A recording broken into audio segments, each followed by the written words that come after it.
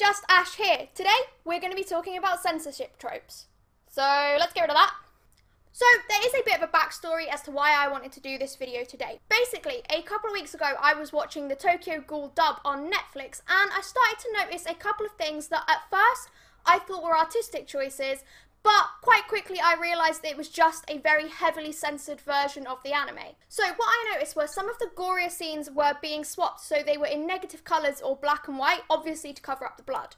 Or that certain parts of gory scenes had been covered by black shadows. However, this kind of came to a head during one episode, I think it's episode 3 or 4, where Hinami is eating. Now, ghouls eat people, but rather than actually do anything with the plate of food that Hinami is eating, they just blurred it out, and from that point on I couldn't help but notice the censorship, and it kind of ruined the viewing experience for me. Luckily there is an uncut edition on Funimation that I am watching now, so I still get to watch Tokyo Ghoul. Anyway, this incident is what inspired me to talk a little bit about some visual censorship tropes. Now, I will try and make sure it's not all anime related, but this does tend to happen a lot with Western dubs of anime.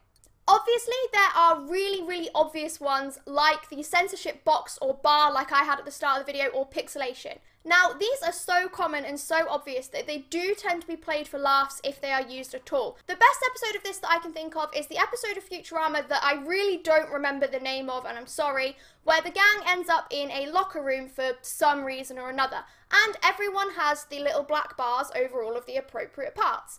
However, Bender then manages to unplug the censorship bar generator, causing everyone to really hurriedly cover themselves until it's plugged back in. And that is a prime example of censorship being used as comedy and being played for laughs.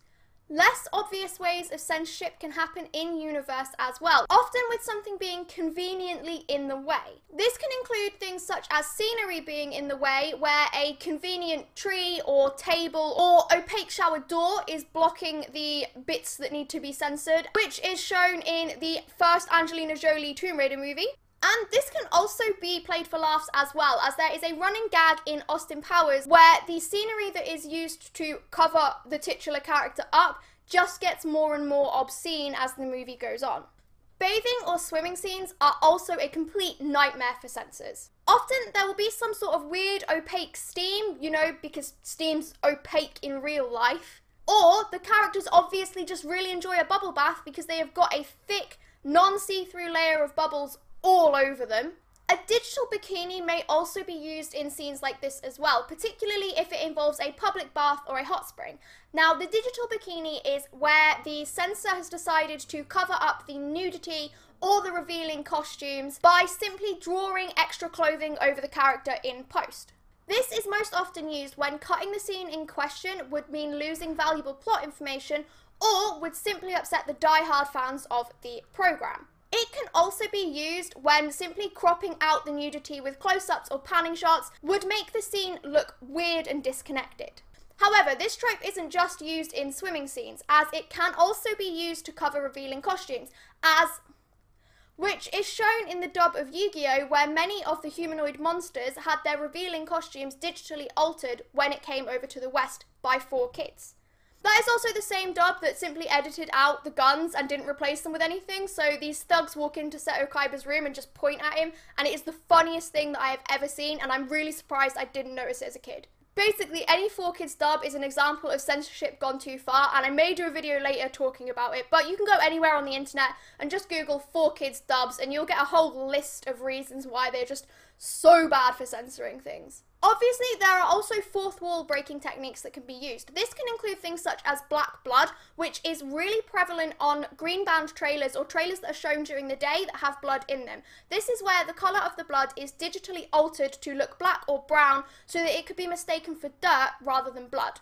Or it's simply explained away as, oh, this horror movie villain has black blood for no reason, but here you go. Turning particularly gory scenes black and white or negative is also another really prevalent way of being able to have a lot of gore and get it past the censors.